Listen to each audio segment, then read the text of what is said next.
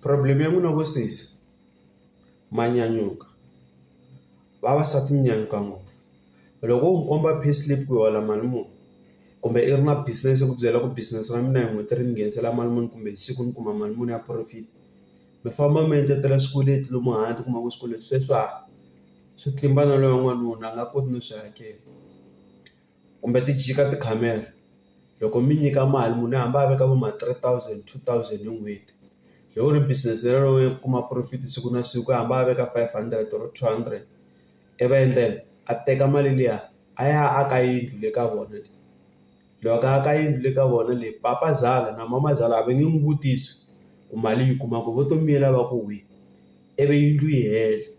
Loko yindlu yi hela ivi swilo n'wansati la a sungula ku ku delela, phela vavasati va delela, mi ta yima na mina.